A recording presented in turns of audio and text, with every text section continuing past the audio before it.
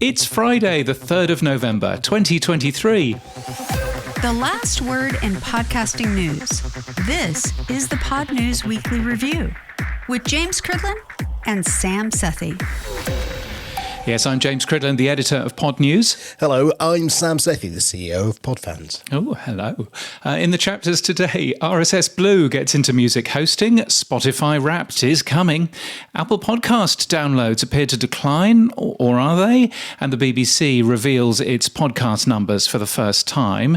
Plus... I am Dovidas, I am the founder of RSS Blue, and I will tell you how you can play music on your podcast and give the value back to the artist. Hello, it's Genevieve here from Celebrity Catch Up Life After That Thing I Did, and I'll be on later talking about my 2 wins at this year's Independent Podcast Awards. They will. This podcast is sponsored by Buzzsprout. Last week, 3,296 people started a podcast with Buzzsprout. Podcast hosting made easy with powerful tools, free learning materials, and remarkable customer support. From your daily newsletter, the Pod News Weekly Review. Now, James, I was listening to Pod News Daily and I was very impressed. You had a little jingle or a little ditty. I don't know what you want to call it. What did you do? I think you're talking about on Halloween night. I ended up writing one story as if it was a bit of Vincent Price from Thriller. Darkness falls across the land. The midnight hour is close at hand. Pitch black consoles, mics and stands suck colour from the podcast land. Your studio would look quite all right if only Rode made things in white, but now they do. For your inspection, Rode has launched the White Collection. You'll find it linked from our show notes and our newsletter at podnews.net, and happy Halloween. Yes, it turns out that you can buy microphones and microphone stands and the Rodecaster Duo in white now. That's exciting, isn't it? They go white when Apple go black. What's going on there? Did no one send the memo to each other? We've gone black, says Apple. Oh, we'll go white then. No, I think it's a very clever idea from Rode because, clearly they are looking at lots of people on YouTube and going, oh, well, maybe we should have some fancy white microphones instead of just the black ones that we have. So why not? So, James, let's kick off with some proper stories. Now, a few weeks ago, we interviewed Sam Means from Wavelake about what they're doing to help music podcasters get their RSS feed created and then start to get value for value, which was great. And we thought this is the start. And of course, we've had Boostergram Ball with Adam and it's all been going very well. And now we've got RSS Blue starting to use music as a hosting capability. I don't know if you've seen any of the work that Dovidas has done. Yeah, I think it's very smart. So RSS Blue is a podcast hosting company, of course, not RSS.com, different to that, RSS Blue. It's the same logo, but it's in blue. It's one of the problems if you use an open logo, I guess. But and so you ended up having a chat with him, didn't you? Yeah, I wanted to find out what he's been up to, why he started this, and what it means for musicians and how easy it is to do it. The most exciting thing at the moment at RSS Blue is something we call music shows. It's this idea that you can play other people's songs in your podcast and actually give value back to the artists. What got all of this started was that podcasters have been struggling in how they actually earn money. Some of them include ads in their podcast, some of them use Patreon, and so on. But many of these methods are very unreliable. They contain a lot of middlemen that take large share of the value sent from the listeners. So one of the things that has been proposed was something called value for value. Listeners on compatible players can actually send payments directly to the people they listen to without any middlemen. Right. Then the second problem was that music artists started looking at podcasters saying, why couldn't I do the same thing? The artists have a very difficult time asking for value, asking for their fans to donate. It doesn't make a lot of sense at the end of a song, does it? Hi, that was my great song. Now, can you pay me? Doesn't really work. Yes. Exactly. And the third improvement to this podcasting specification has been something called wallet switching, which is this idea that the creators of these music shows can specify timestamps during which maybe a song is playing and actually give the value back to the artist. And what is so exciting right now is that RSS Blue has now enabled all three of those things. Cool. Let's try and unpack all of that. That's a lot of info there, mate. So step one, music artist comes to RSS Blue, says, hey, I want to create a nice feed with RSS Blue. I want to upload my music. Nice and simple. So they upload their MP3 or AAC, whatever format it's in. They add their wallet to that as one of the fields, save that, and then that gets added to RSS Blue and uploaded to Podcast Index. Nice and simple. And then Podcast 2.0 apps can then basically ingest that and streaming sats can work. Are you using the Medium block just to tag that as music? Is that all it is being done? So for apps, they can see it say RSS Medium equals music, and therefore they can change the UIs. So instead of saying episodes, they can say tracks. Instead of transcripts, it's lyrics. Is that what you're doing? Exactly. Just like the players change their UI based on the medium tag, let's say, which is set to music, we do the same at RSS Blue. So we change the UI to make it more appropriate for musicians. Right. So at the moment, when the artists set the medium to music, the RSS feeds, these podcasts, are interpreted as music albums. Right. And one of the things that is kind of interesting, and maybe the specification can evolve in the future, is how do we actually interpret different kinds of music entities. So, for example, many artists actually don't release full albums. They might just release singles. At the moment, we don't have a way to interpret this kind of different music entity. Mm-hmm. So there is still so much room to grow, so much room to essentially improve the specification to fit the needs of all the music artists. Okay. You're also doing one more thing, which is quite nice. It's called the Music Finder. Tell me more about it. So that's all about making it easy for the DJs who want to do the music shows. Because the question is, okay, you want to do a music show, what kind of music can I use? And there are already over 4,000 songs that DJs can choose from. So what I've built at RSS Blue is this very intuitive search for existing music. Essentially, DJs can search for the artists, albums, songs. If they listen to a song on a particular player, let's say Fountain or Podverse, they can even copy the link back to the Music Finder and include that in their show. I also know that Podfans is going to implement this feature as well very, very soon. Let me check with the CEO. Yeah, we'll do it. Yeah. So once the DJs select all the music they want to include in their show, we do two things. Firstly, we pick all the audio files that you will need for this show, and we allow you to download them. Then you can use them in your audio editor and include everything you want. And the second thing we generate is chapters for your show. So essentially, each of the chapters is going to include the music tracks that you are referencing. And when you're ready to publish your episode, you upload those chapters back to RSS Blue, you hit publish, and that's it. It opens up 3 questions for me now. Okay. First question is, what does RSS Blue do to make money? How do you get into the money flow?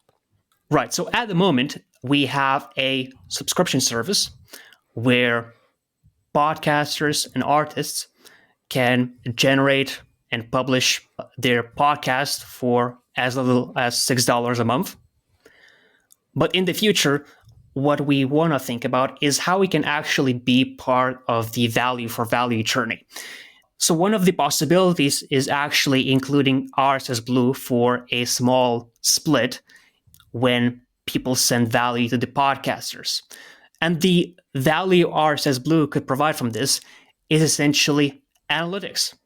Because whenever people send Satoshis to each of the recipients on the podcast that they're playing, each recipient is going to know how much money has gone through there and what song or episode was displayed on. Okay.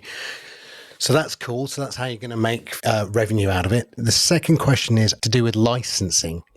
So do you include a license tag within the RSS feed generation? So at the moment, artists can include licensed information in the song or album descriptions.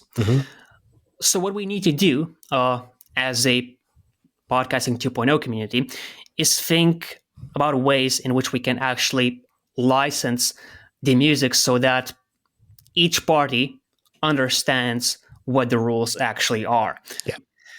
There are no rules at the moment, and we might need some of those rules to be established. Yeah, the good thing is we do have a license tag within the RSS 2.0. There is a Creative Commons license, which is a standard which came out of blogging. As a community, we'll work it out, but that's one of the places that I think might be interesting to start. Have you defined, has the community defined what these music shows are going to be called, right? And what's the medium for them? Is it going to be called radio? Is it going to be called continuous? Is it going to be called music cast? Is it going to be called something else? Do you know what the medium tag is going to be used to help us recognize these shows? I don't think we need a medium tag because some shows are going to be all about music. That's all they're going to play, and they're going to include these remote items. But maybe there's just a podcast that discusses something unrelated to music, but they love music and they want to include one song in the middle of the podcast. We already have examples of that. Yeah. I think that would be still a podcast. So Curry and the Keeper from Adam and his wife, Tina, do a show and they play one track, right? Or the Podcast Index on Friday night plays one track. Great. That's still a podcast. And a music track, pure music, single or album track would be still a music track. I get that. And it's where you've got a show that is fundamentally like a radio show to me, like Boostergram Ball.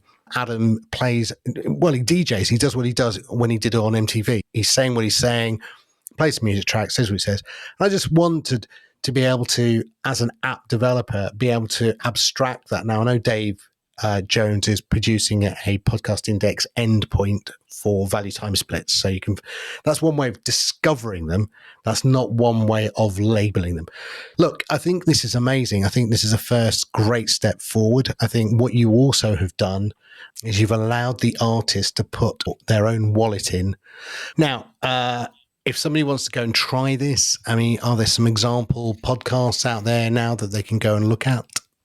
So for something like a music show, a radio show, probably the best example is the Boostergram Ball, hosted by Adam Curry.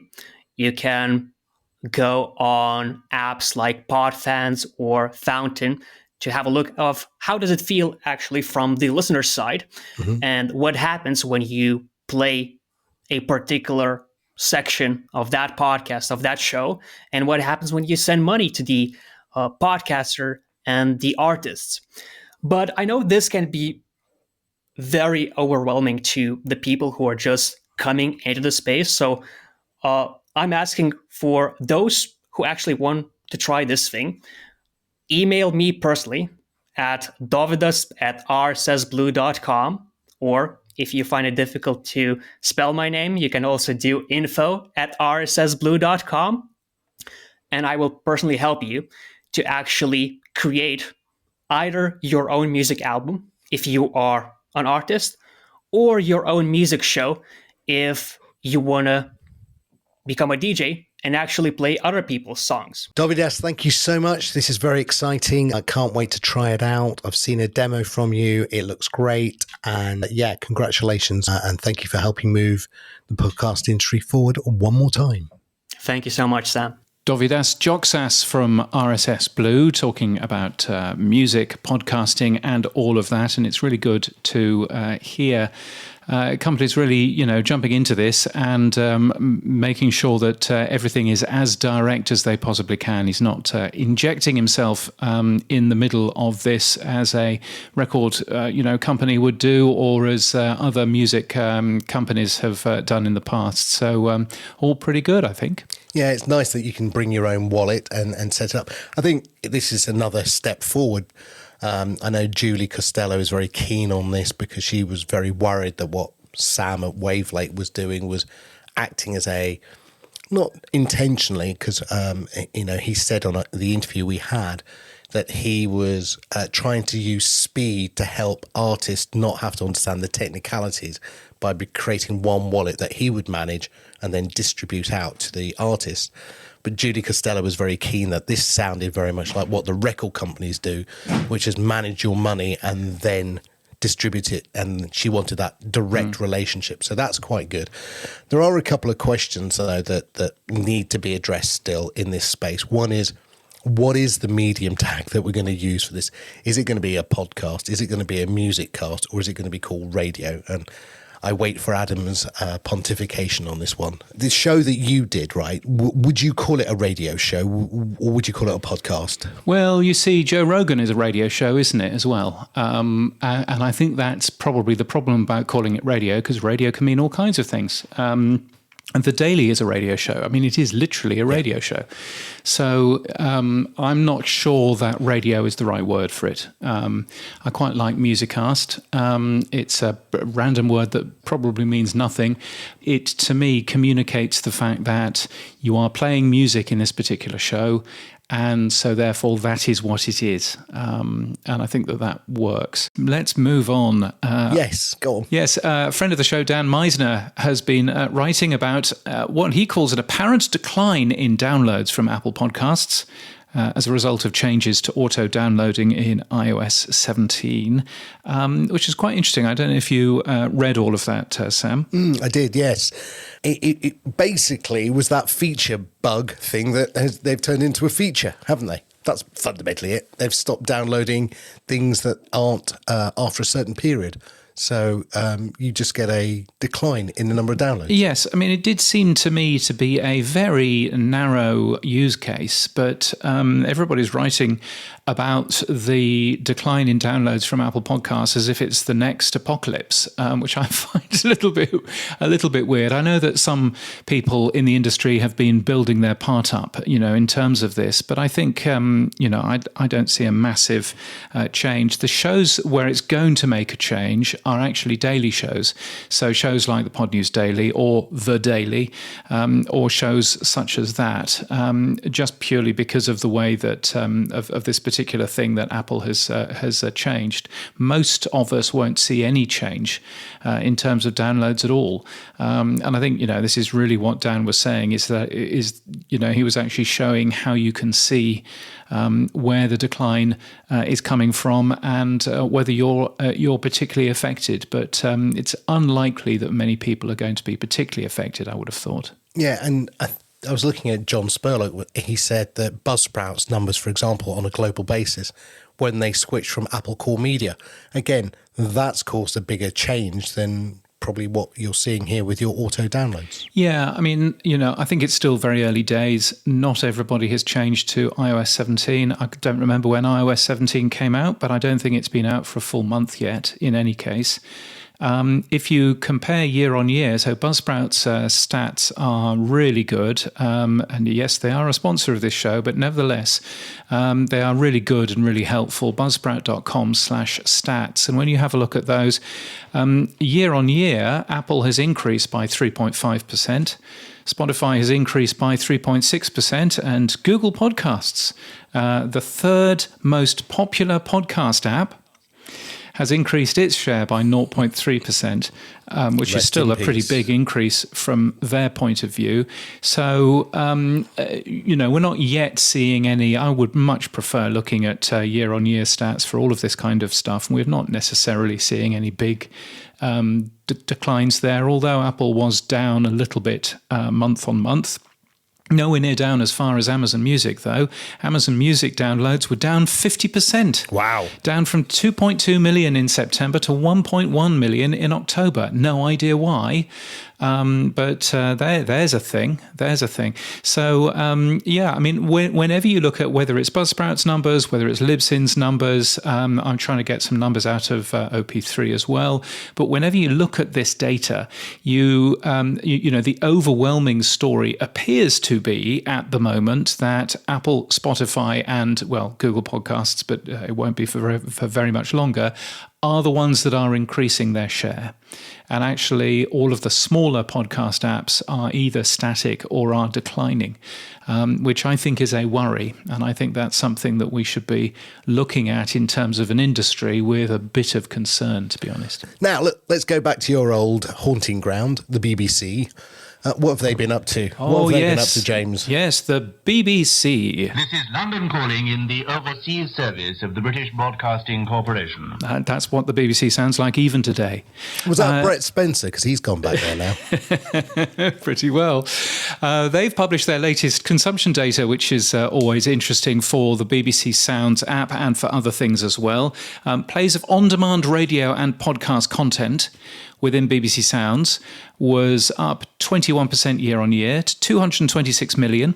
But what I also noticed is that podcast downloads on third-party platforms fell 22% year on year to also reach 226 million. So it's the first time that open podcast numbers for the BBC have matched total on-demand consumption in the BBC Sounds app. Now, some people have been saying, well, this is good because this shows that the BBC, is doing a good job with the BBC Sounds app and et cetera, et cetera. I'm there looking at it going, this is bad because the BBC is deliberately breaking open podcast apps to promote their data-hungry app that they run themselves, that sends back data every single second to the BBC, telling you where you are as well as what you're listening to, which is quite a thing. So I'm looking at this with a little bit of dread, but it's obviously good for the BBC that the BBC Sounds app is going so well, I suppose. Can they amortize BBC Sounds outside of the UK? Because BBC America does, and so does BBC Sounds allow advertising inside the podcasting outside of the UK? There's no reason why it wouldn't do that. The way that the BBC works outside of the UK is that there are advertising in those particular shows anyway. So, the BBC is actually getting money. They're signed with Acast and they continue to be monetized that way. But there's also no reason why the BBC Sounds app, which is available outside of the UK, couldn't be a little bit more ad focused, in the app itself. They've clearly not yet done that. And internally, BBC Sounds is still seen as a public service thing. So internally, it's still something that the UK provides to the world rather than BBC Studios doing stuff. So that may change in the future. I think the difficulty that the BBC has is that if it starts putting lots of advertising in the BBC Sounds app, then all of a sudden that then causes problems with their radio stations because their radio stations have lots of music on them, which they're not licensed to use across the rest of the world on the internet. And the way that they've managed to get away without paying those music licenses is that it is all commercial free. And so all of a sudden, if you start putting commercials in there, then it starts being a little bit more complicated in terms of how that music licensing works. Well, let's see what they do next. We'll see if they produce another report and whether the numbers go up or down. Now, over to the BBC R&D, James. What have they been doing? Oh, yes. So our friends at the BBC Research and Development Unit, they have released the code behind their adaptive podcasting trial. We had Ian Forrester on this very show talking about that a little bit earlier on this year, and also in our event in Salford.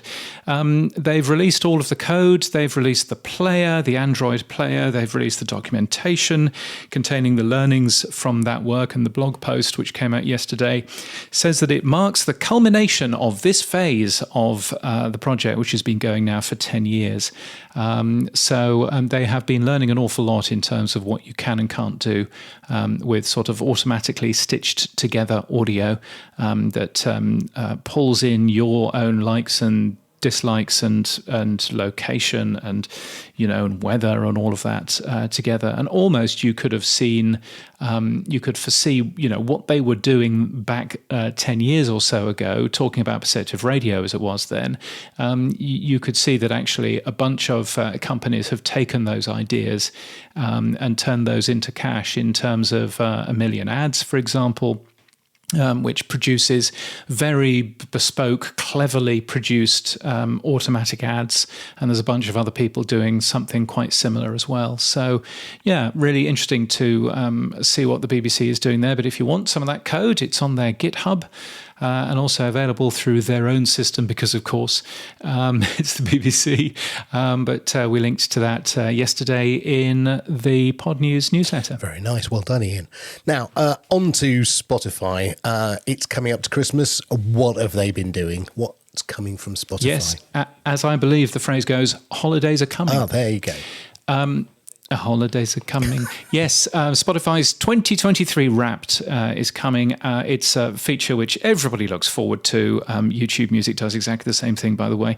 It shares your favourite podcasts of 2023. It shares your favourite music of 2023. Lots of people share their stuff on the internet, on socials and all of that. And if you are a podcaster on Spotify, which of course you will be, then make sure that your show page is ready, says Spotify. You should be pumping it full of recommendations and links to your social media, and there's other tools as well to get the most out of the anticipated traffic that your podcast should get during Spotify 2023 Wrapped. So you want to be going to the Spotify for Podcasters website and taking a peek at that. It's at podcasters.spotify.com.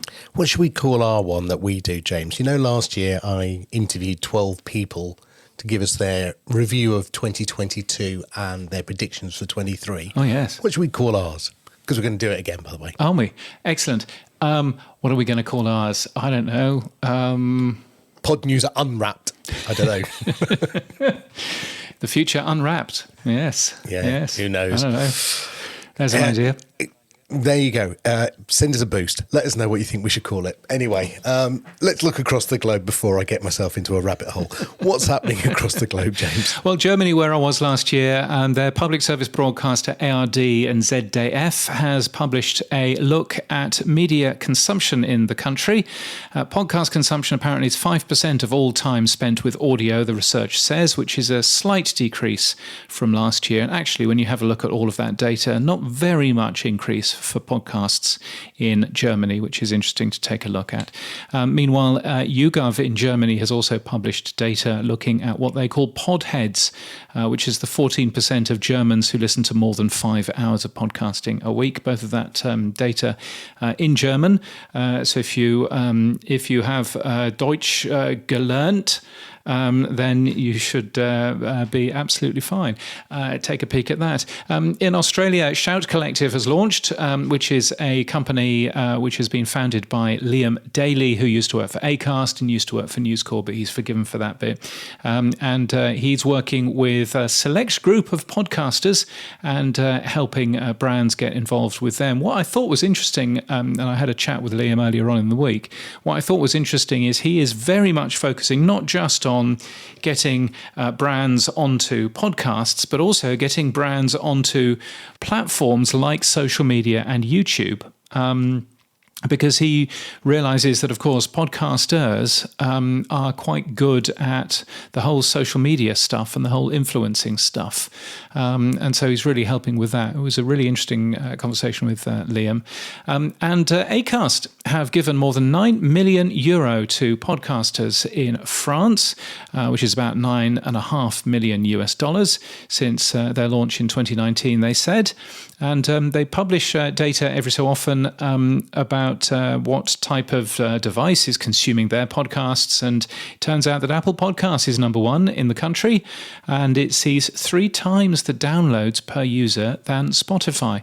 Not a very surprising thing, because that's what we see in all kinds of other places as well. But nice to see that data from Acast in France. One kind of wonders why Acast don't release that data from other countries as well. I would love to see that data, if it's split out for France, I would love to see that data split out for other countries as well. In fact, one thing that I've just done on the OP3 GitHub is asking John Spurlock whether or not there is a chance of getting a data dump, a bit like the data dump that you get from the Podcast Index. So you can download the entire database. I'm wondering if there's a chance of downloading, I don't know, all of the downloads from OP3 over the last week or over the last month, so that you can do that sort of of data mining. I would love to know what the number one podcast app is, according to OP3, in the UK, for example, and compare that to the number one podcast app in the US or in Germany. I think that would be super interesting. And either I can ask John for all manner of complicated APIs, or is there a chance that he can produce just a big dump in the same way that Podcast Index does? That would be really interesting, and I'm sure that there'll be a ton of stories that would come out of that. People News on the Pod News Weekly Review. Job news. Well, Ellie Puckett has been named as CEO of Resonate Recordings. There's things going on at Resonate Recordings. Co-founder and former CEO Jacob Bozarth is focusing on Resound, which is the AI editing tool that he is working on. And in fact, Resonate Recordings have also just sold their Resonate Originals podcasts to Tenderfoot TV.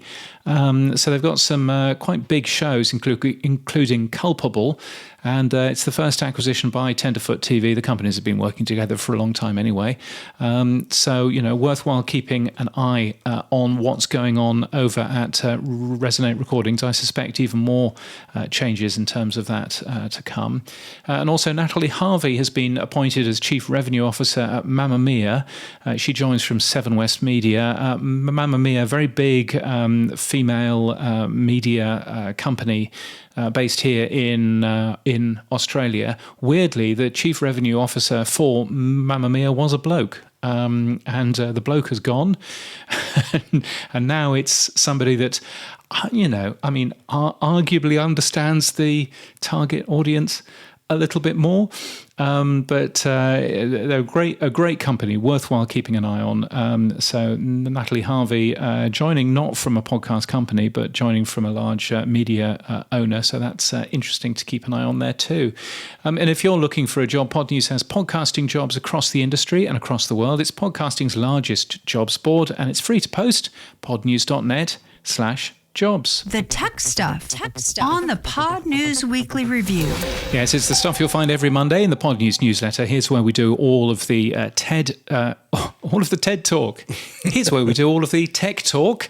All kinds of stuff going on, including Headliner's Eddie, which is available in more than 10 languages now, which they've just announced. They also produced this clever promo pack with lots of AI stuff for you. Episode art images is now available alongside summaries and keywords and quotes. It's quite a smart-looking thing, that, Sam. Yeah, it is. And they seem to be evolving Eddie, which is their transcription tool, very nicely. So, again, I think they're using a bit of AI to take out bits and pieces from the transcription to give you to use for your social social media. Yes. Nice little tool. Yes, it looks really good. Although there is an open source version of that sort of thing, one of these editing tools that lets you edit using text. It's called Coalesce, which you can grab on GitHub now. It's open source. It's free to run on your own computer forever. That is, if you understand how to run Docker commands in your terminal. So that's beyond the limit of my intelligence. So I won't be playing with it, but you can probably see that if this sort of technology is now available as an open source tool, then quite a lot of podcast hosts will be beginning to implement this sort of thing in their services as well. So, perhaps the days of, Eddie or Descript or some of these other tools being available as separate services may go away if they're available using open source tools such as Coalesce. So I thought that was interesting to take a look at too. Yeah, I thought that's what the doctor said to me when I saw it. You've got Docker commands in your terminal. Anyway, I have no idea what that sentence meant. Right. Oh, dear. Now, moving on. Yes. You wrote a little piece about the upcoming new version of Chrome and how the IP address might be hidden by Google promoting their own VPN, and that might cause a problem for podcast analytics. That seems to be getting a steam of head up in terms of there's a new version of Chrome that's come out. I just posted about it briefly on the Mastodon, and Dave Jones, friend of the show, said, "Man, I've been warning about this for the last 2 years, and the pick just keeps on ticking like it is all the time in the world. They act like IP addresses will always work fine as a metric when everything is telling them that it won't." Unpack all that for me, James, please. Yeah, I mean, IP addresses have been the glue that has, stuck a lot of podcast revenue together. There are companies that will sell you all kinds of information about the type of person behind a particular IP address, because IP addresses are typically given to households. And if you spot certain traffic coming out of that household, then you can take a good guess about who might live there and then target your ads appropriately. And I think this is interesting. We've got Google testing this new feature by using proxy servers, apparently. I have to say, Google has had a similar feature using proxy servers for quite some time. So a bit surprised that this is a big deal and a big story, but perhaps they're launching something which is a little bit different. What Google also does, though, is that they are promoting their own VPN a lot at the moment. So if you buy any storage on Google at all, you get a Google One account. And in your Google One account, that also comes with a free VPN, which you can use. It's a pretty basic one, but it seems to work quite nicely and quite fast. Comes on your Android phone, yes, but you can also get it on iOS. You can get it on your Mac. You can get it on your PC. And that, of course, also hides a user's IP address as well. Then you've got Apple. With Apple's VPN system, which they've turned on for certain things, but they've not turned on for Apple Podcasts yet. Imagine the uproar when they turn it on for Apple Podcasts, because, of course it's going to come. And the question is, when's it going to come? So I find all of that is fascinating.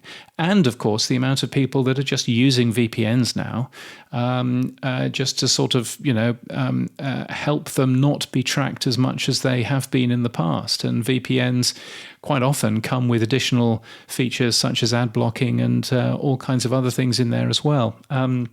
So I do wonder whether people who are earning money from podcast advertising using IP addresses to track users and to target, against them, are going to all of a sudden find that the bottom has fallen out of that particular market because none of the information that they get is actually particularly relevant and particularly right for them anymore. I also think Dave sent me a really good blog post that he'd written a little while ago called Time to Hang Up the Egos and Move Beyond IP Addresses. I highly recommend reading that. I'll try and put that in the show notes. It talks about two other ways that you could address this. One is with ULIDs, and I'm going to ask you to talk about that in a minute, James. And then the other one is also using value for value payments, so you know the exact payment from one person to the next. But James, remind me and everyone else, what's a ULID? Yeah, so a ULID is just a random set of characters, essentially given to a particular user for a particular episode that they're listening to. So you can't track that person at all. But the one thing that you can do with the ULID is that you have a much better understanding of how many downloads you're getting. Because it's possible, of course, for you to listen to a show, start listening to it at home as you drive to work, listening to it in the car through your mobile phone connection, and then you finish in the office. You've hopped between 3 different IP addresses, but you're the same person. Now, the IAB would count you as 3 different people. And so the ULID would fix that. But what Dave's blog post, which is a great blog post, what Dave's blog post is all about is it's about stats, podcast stats.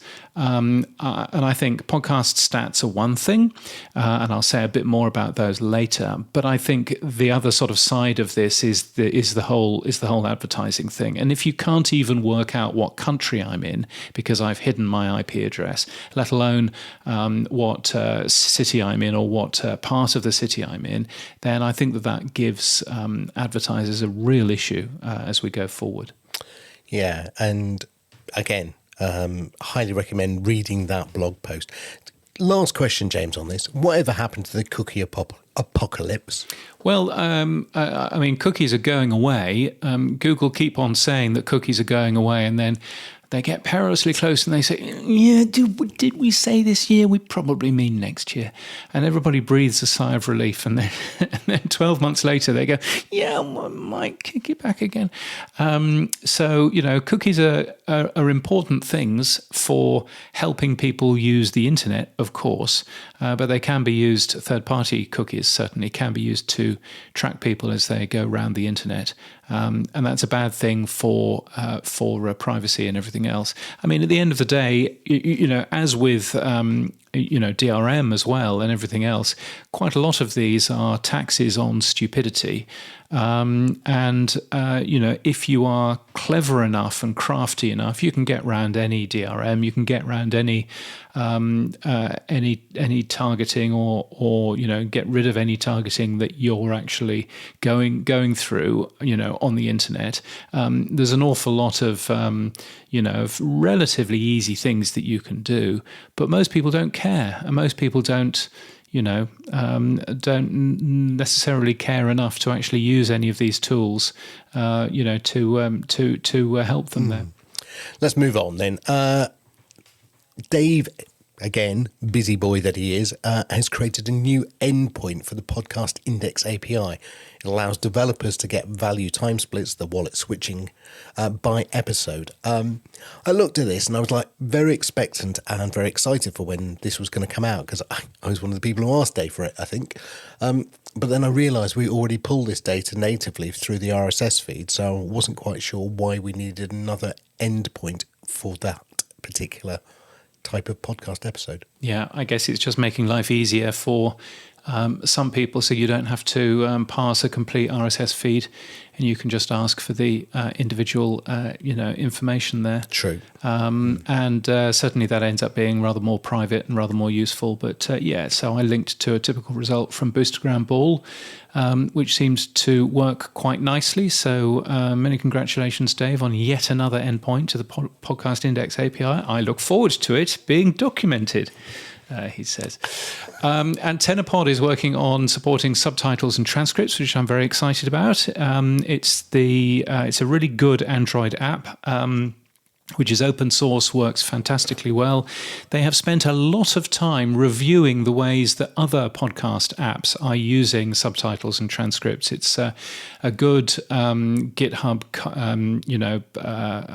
conversation which is worthwhile reading, and they are having open meetings about what their next steps are. If I've got any criticism of AntennaPod, it's just that they are incredibly slow at implementing stuff, but nevertheless they do it right when they do it. So it's worthwhile keeping an eye on their GitHub and worthwhile seeing how that large amount of people are all working together to support subtitles and transcripts. And if you're not doing subtitles and transcripts yet in your own podcast, then you really should be. RSS.com will do that for you. Buzzsprout will do that for you. Bunches of other companies will do those transcripts for you as well. It makes such a difference, so it would be really good. Descript has added a set of AI actions, tools that can help with specific production tasks, including chapter generation tools, a summary generator, and a social post writer. Yes, they have, and more AI tools to come from Descript. And it's not Descript; it's Descript. I learned when I was working out how to credit them as a sponsor of the Pod News Daily show this month. It's Descript. So we've been saying it wrong all these years. Yes, yes, they are very keen that people know that Descript now includes the most reliable remote recording solution out there, which allows you to record crystal clear podcasts and video from anywhere, then transcribe, edit, and publish all in one app. So hurrah for them. And Hindenburg version 2.02 is out. It has one big change.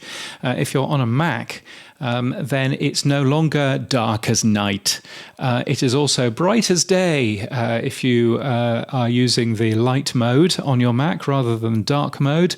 And it looks really smart now. They've done a really good job of supporting light mode. And I shared an episode of the Pod News Weekly Review so you can see what sort of thing this looks like once it's been edited down. Right, James, let's look at some of the upcoming events and awards. Yes, we should. And there was an event that just happened, the Independent Podcast Awards, which took place on Monday evening. You can find a full list of the winners, including a link to trailers and hosting details as well, which is quite interesting. Lots of Podbean, I noticed, in the Independent Podcast Awards winners. It's worth a peek. Anyway, the winner of the Independent Podcast of the Year was Celebrity Catch-Up, Life After That Thing I Did. Genevieve Hassan, who we spoke to 2 years ago, winning 2 awards. And here she is talking with Sam. I'm still in a bit of shock, to be honest. This time last week, if you told me that I was going to win Podcast of the Year, I would be like, no. Actually, this time last week, if you told me I was going to win Best TV and Film Podcast, I still would have said, no. I didn't think I was going to win anything. And so to win Film and TV was amazing. And I also didn't know that there was a Podcast of the Year award either. So when they announced that, I was like, really? There's an award for this? Yes. And then I won. I was like, oh. My husband's reaction was great, though. He filmed it. It was almost like, when you see award ceremonies and they've got a camera on all the nominees so that when they announce the winner, you can then see the reaction of all the losers. And I feel like that's why my husband was filming, so he can see my reaction when I lost. But you didn't. But then when they announced the winner and they said my name, all you could hear is my husband filming. And he goes, "Oh, shit." So I think he was more surprised than I was. Yes, he was going, "Oh, shit," because I'll never hear the end of this. No, I'm joking. I'm only joking. Every day he has been saying to me, he was like, "Oh, do you know, you're a double award-winning podcaster?" I was like, Yes. "Oh, I am now." And you've gone, yeah, that still means you have to make me a cup of tea. Now, let's go back a fraction. So these are the awards on Monday, the 30th of October, and it was the Independent Podcast Awards that you won. When you entered, what was your expectation? Just to get a bit more publicity? Was that it? First, when I heard that there was an Independent Podcast Awards, I was super happy that this even existed, because there has been lacking a space that can celebrate and recognise independent podcasts that just get lost in the landscape of podcasts that are made by the big boys, and they're the ones that seem to get all the headlines and the recognition and the awards wins. Honestly, I entered the British Podcast Awards and I didn't get shortlisted or nominated, and I was super bummed about it.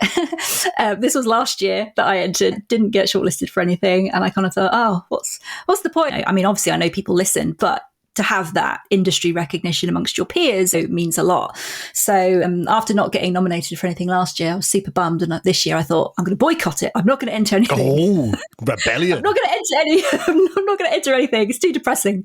But when these awards came up, I kind of thought, this actually is a really good ceremony. There's a really good awards that will celebrate, I think, the hardworking grafters that have been doing this for the love of doing it, that don't get any recognition at all. So I entered and thought, yeah, I class myself as one of the grafters, one of the little guys who's been trying hard for the past 3 years, which I appreciate is not as half as long as some other people that have been, podcasting for the love of it for even longer, decades. During the ceremony, when they were announcing the winners, there was like a voiceover that read out all the names of the nominees. And every time, a podcast would be named out, there'd be a cheer in the room. And they'd be like, yeah, woo.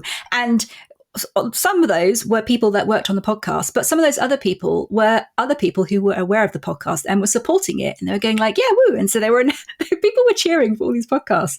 And then when my category came up and they read my podcast name out, only my husband went, yeah, woo. Oh, so literally only my husband has heard of my podcast. There's no way I'm going to win this award.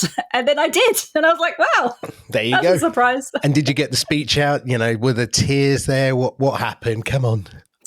I think this is actually really great about the awards because there were like 21, 22 awards given out. Right. And the time frame was the ceremony is going to last an hour. And I was like, how are they going to give out 20 odd awards in an hour? This is not possible. It's never going to happen. But it was actually run really well. And I think every award ceremony should run like this, where they announce the winner, you go up, you collect your award, you take a picture, and then you go out back. Yes. And then to a camera, you say your thank yous and do all that kind of stuff over there. So it keeps everything moving swiftly and you're not kind of like sitting there an hour and a half in with a numb bum thinking, I wish this was over. So yeah, that's every award ceremony should be run like this. It was brilliant. Yeah, actually, to give the British Podcast Awards they did that this year as well. So it was quite nice. But even then, by the end, you could hear people shuffling going, I just want to get to the wine, hurry up. But anyway, let's give out some credits. The awards were launched by Why Now Media in conjunction with Verbal Diorama Podcast, which is itself an indie. Then they were seeking to celebrate truly independent talent of UK-based podcasters who don't have the financial backing of brands to support them. So congratulations to those guys there for putting on this award. And it wasn't about podcasts themselves that were recognised. Very odd, this one. Clown Sex won the category for Best Podcast Artwork, and Birkin Bread won the Best Podcast for Jingle. So some very odd awards being handled out there. But look, let's get back to you. I'll just say, though, the Clown Sex podcast art is very good, though. Check it out. Okay. It's by Natasha Sutton Williams. There you go. Now, look, we spoke. Let's go back. Those of people who may have listened to the early Pod News Weekly when it was called Podland will remember you being a guest on the show. And at that time, you were just starting out. You said in that interview you were struggling sometimes to get the celebrities, but it was a hard sell. But you also managed to get a wonderful Virgin Airlines deal, which I think maybe have helped. So are you now finding it easier to get celebrities? No. Okay. No difference has been made whatsoever. It's still soul destroying. I still get a mountain of rejection emails. I still have radio silence from publicists and PRs and agents, who the gatekeepers for the celebrities. And every season, I've just started my 6th season now, and every season I have a wobble where I'm like, why am I doing this? This is so difficult. Why am I banging my head against a brick wall? It's so soul destroying. Why am I doing this? And then I book another guest and it keeps me going a little bit longer. But no, it's no easier. I wish it was, but unfortunately, no, it's not. Especially not when you're doing it on your own. Have you found that you've got more sponsors coming to you, though, or anything else? Has that become easier? No, I have no sponsors. Okay. Here's your advert space. Go for it. So I'll say I have no sponsors, but I have had people come to me offering to advertise on the podcast, and I have turned them all down because I don't feel like they are the right fit for me and the podcast.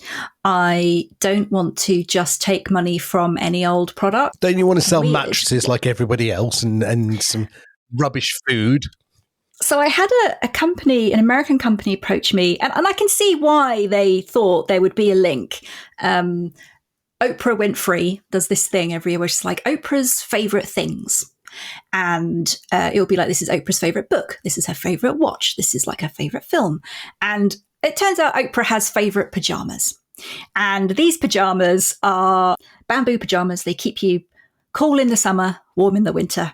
And the company that makes Oprah's favorite pajamas came to me and said, oh, we'd love to advertise on your podcast. We think your listeners would love Oprah's pajamas. And let's talk about how we can do something together. And I went onto their website, and Oprah's pajamas cost $130. Wow. And cost $50 to ship to the UK, where majority of my listeners are. So now we're looking at $180. Convert that into pounds, we're probably looking at about 160 quid. I would not pay 160 quid for a pair of pajamas. I don't care that they're Oprah's favourites. I would not wear them. And we are in the midst of a cost of living crisis, and people can't afford £160 pair of pajamas. And I feel it would be irresponsible to try and promote that when it's not something that I believe in. I can see why they saw the links. It's like, oh, you're a celebrity podcast. We've got a celebrity endorsed product. Let's do something together. But I just feel like if I wouldn't use it myself, and if it kind of goes against my beliefs and values, then I don't really want to just push it for the sake of getting money for it. You know, yes, I am self-funded and I don't have any sponsors, but I don't just want to take the money for the sake of it. Who's been your favourite celebrity? I don't know, favourites are difficult to say, but that's very close to my heart. Is I was very lucky to have Jerry Springer on the podcast in April. And it actually turned out to be his last broadcast interview before he died. I thought he actually looked quite frail when we spoke over Zoom, and I saw him and his hands were shaking a little bit and he did seem quite frail. But I just kind of thought, well, you know, he's getting on a bit, and didn't really think too much of it. And also in hindsight, it had just been his birthday, and I said, happy birthday. How did you celebrate? And he said, well, I was just happy to make it to 79.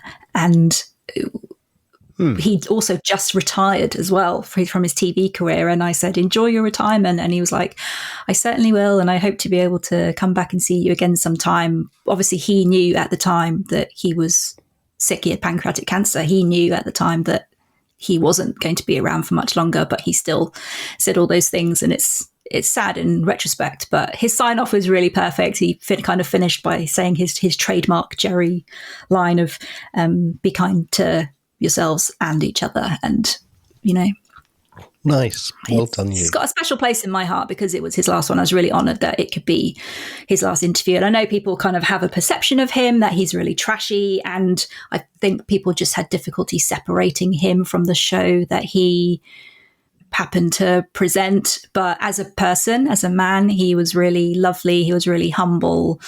He actually cried during our interview, getting emotional, talking about the tragedy his family suffered. Literally all his family were killed in the Holocaust, apart from his parents, who were one of the last 70 odd people out of Germany before Hitler closed the gates.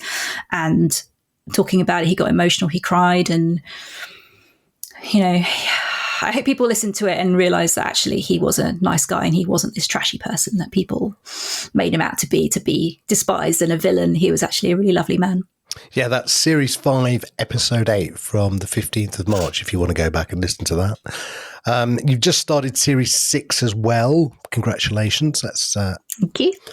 With Paul Young. Yes, Paul Young's the latest guest. He does a mean impersonation of Donald Duck singing Rhinestone Cowboy, which has to be seen to be believed. So I have actually tweeted the video, so you can watch him do it, as well as listen to that on the podcast, and also him singing a little bit of Yesterday by the Beatles in the style of Daffy Duck.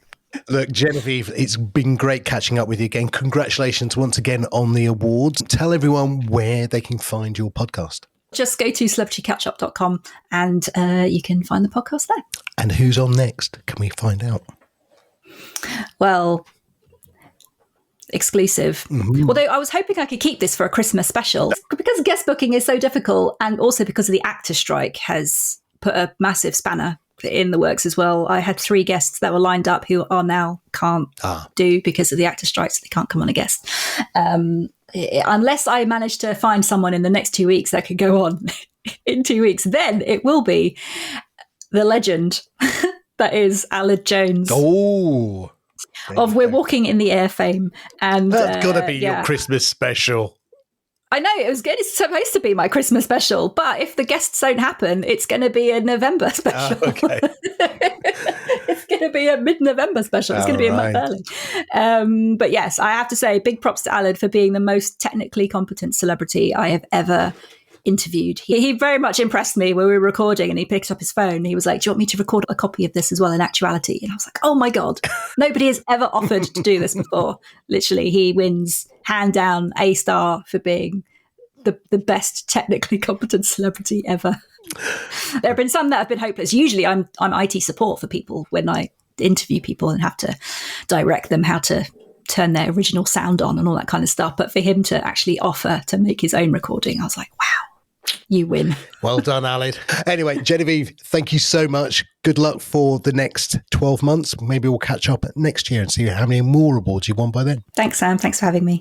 Genevieve Hassan from Celebrity Catch-Up, Life After That Thing I Did. Other events going on, of course, include PodCon MX, which is in Mexico next week, the event presented by RSS.com, and I will be there. And I'm looking forward to hopefully speaking with some of the people at PodCon MX in this very show next week. And there are more events, both paid for and free, in Pod News, virtual events or events in a place with people. If you're organising something, tell the world about it. It's free to be listed at podnews.net/events. Boostergram Corner on the Pod News Weekly Review. Yes, it's our favourite time of the week. It's where we get boostergrams and read them out. And we've got 2, haven't we? We have indeed. So Adam Curry sent us a 777 boost, which, I don't know, is that a rush boost? God knows. I need to keep up with these.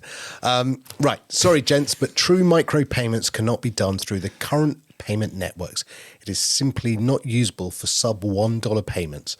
FedNow is a new network that might make it possible. You have to be an approved financial institution to integrate it, and I have my eyes on this, but see little movement. I think this was in relation to us saying, James, that why wouldn't Apple just turn Apple Pay into a micropayment system? Yes, and I have to say, I think that Adam is wrong on this. Yes, true micropayments can't be done through Visa or MasterCard, but given that Apple Pay have your credit card details anyway, given that they are already an approved financial institution, both of those services, Apple Pay and Google Pay are, there's absolutely no reason why you couldn't fill up a wallet of $5, of $10, and then use that through Apple and Google's systems to pay out in the same way that they're already doing for apps, and indeed YouTube is already doing for content. I don't see any reason at all why you couldn't use micropayments for that sort of thing. I do love, FedNow is a new network that might make it possible. Well, yeah, if you're American, and the American banking industry is still stuck in 1975. It's the oldest, most useless thing. People are still using checks in America, if you can believe such things, Sam. How the largest, most successful country in the world can have such a poor banking system, I really don't know. And why we're all being held back because of America. Who knows? But anyway, I'm absolutely convinced that were Apple or Google minded to, they could very easily do micropayments using Apple Pay or Google Pay. The fact is they're not minded in doing that. And the fact is, of course, that 30% would go to Apple and to Google, even if they were going to. And I think that that's clearly going to be an issue there. I would love for that to be the case. Thrilled and excited that the FedNow service allows interbank clearing and settlement, right? That enables funds to be transferred from the account of a sender to the account of a receiver in near real time. That thing that we've had in the UK for 20 years and the thing that we've had here in Australia for 10 years. Well done, America. Yep. Another triumph. Another first. You're doing fantastically. And Kyrin from the Mere Mortals podcast, a little bit of politics, he ends up saying, excellent, as always. Sending us a row of ducks, 2222 sats. Silly YouTube and Apple, when will they learn? When will they learn indeed? I've got no idea what that's for. I'm trying to scratch my brain on that one now. And thank you for your boost as well. If you get value from what we do, the Pod News Weekly Review is separate from Pod News. Sam and I share everything from it. We really appreciate your support so we can continue making this show. And you can become a power supporter with your fiat currency at weekly.podnews.net or support us with sats by hitting the boost button in your podcast app. podnews.net/new podcast apps will help you find a new app. Now, James, this podcast has the strapline of Pod News Weekly, the last word in podcasting. So I always thought that given that it was supposed to be the last word, I would ask you to give us the last word. Your review of the week, James. Take it away. Well, we're repeatedly told that podcast analytics are bad and very poor and a bit rubbish. And when updating Pod News' page this week on podcast statistics, I was struck by actually how far we've come in 5 years. Because your podcast host measures every single download, nothing is left out. And with the IAB's measurement guidelines, we have broadly comparable data from everybody. But now we've got robust data from Apple Podcasts in terms of total plays and consumption that's not based on downloads, but actual plays within the world's most popular podcast app for consumption. Spotify for podcasters gives us everything from demographic information like gender and age to even how many times your show has been seen in their app. And the data coming from YouTube gives you unrivaled retention and marketing data from a best-in-market tool of analytics already used by millions of creators across the world. And prefix services like OP3 and others mean that our data can be compared and can be open to advertisers, researchers, and anyone who wants it. So we truly have the best of both worlds. Complete download data, plus 3 large samples that offer additional colour and focus, and the opportunity to share data with others. Other forms of mass media like radio, magazines or newspapers are very jealous at what we have. So let's stop talking podcast analytics down. Now, what's happened for you this week, Sam? Good news. Good news for me. It doesn't about anyone else. We've upgraded our servers. We're going to add first of all, the 15,000 V4V podcasts. So we've created a job to do that without trying to pull down the whole of Podcast Index by asking for it all in one hit. We're removing the wait list in the next week or two. So once those 15,000 are in, we'll then remove the wait list and open the doors for everyone. And the last one is we have built a new music homepage, which we'll be pushing out later this week. So a dedicated page for people who are musicians like Ainsley Costello and others. Yeah. Very fancy. And if you're a new listener to this very show, then firstly, congratulations on getting this far. And secondly, when Sam talks about he's talking about Podfans, which you can find at podfans.fm. It's probably worthwhile mentioning. Yes. Todd Cochran, YouTube's biggest critic in terms of creators. What's Todd doing these days? Well, listening to the boys last night on the new media show, Todd's announced that he's going to be launching a vlog called Beyond the Office. A vlog? A video blog on YouTube? Yes. Indeed, that is what it was. I think even Rob Greenlee fell off his chair at that one. Yes. GetYourOwn.com and also YouTube.com. Don't eat me, Todd Cochran. Wow. There you go. There's a turnaround. But I wonder who at Google has convinced him to do that. Well, and then on top of it all, if you want to find out more about what Todd's doing, he's on tonight's Podcasting 2.0 show talking about what he's up to with Open RSS, I suppose Podcast Mirror and all the stuff that Blueberry's been doing. But I did find out one thing last night. Actually, if you put Todd and Rob at 1.5x, they sound much better than they do at 1x. I do find that. I mean, I'm terribly sorry. I've listened to Todd and Rob at 1.5x and with silent skipping for the last 2 years, and it's a really good show that way.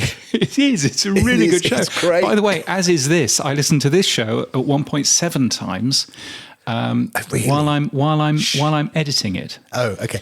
I have to say, I sound better at 1.25x. I think I just need to speed up. I think I talk too slow. I mean, I can do that for you if you like, Sam. I can turn you up to 1.5 times or whatever in the edit. Oh, no, don't do that. No. There's a few grandmas who won't be able to keep up. Look, don't do it for everyone.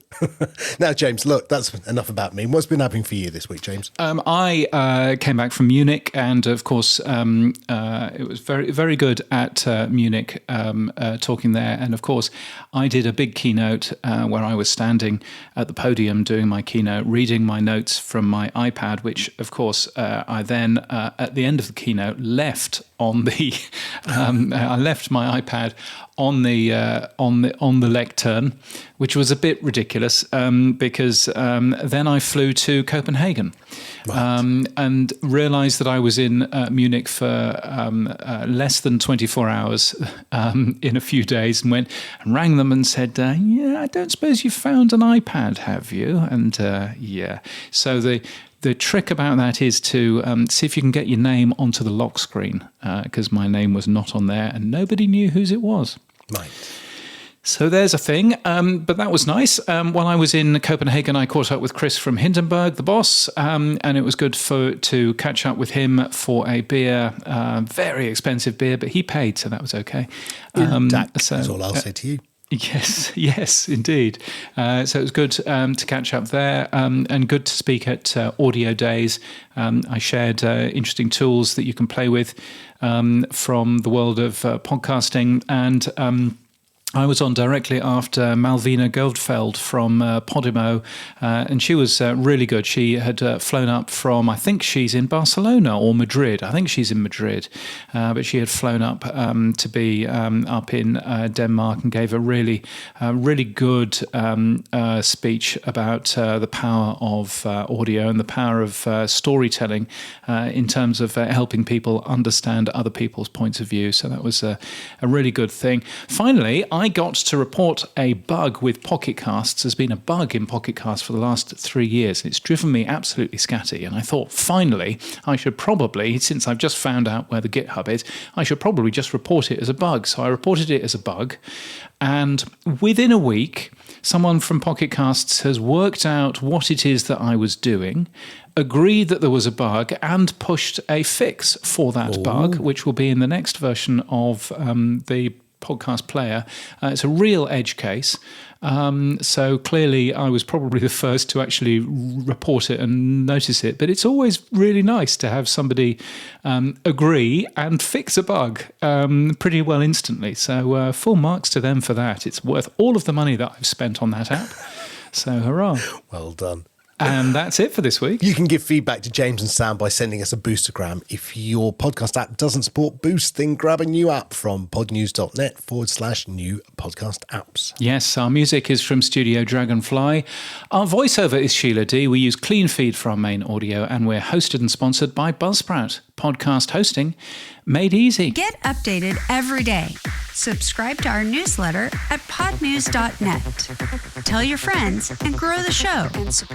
And support us. The Pod News Weekly Review will return next week.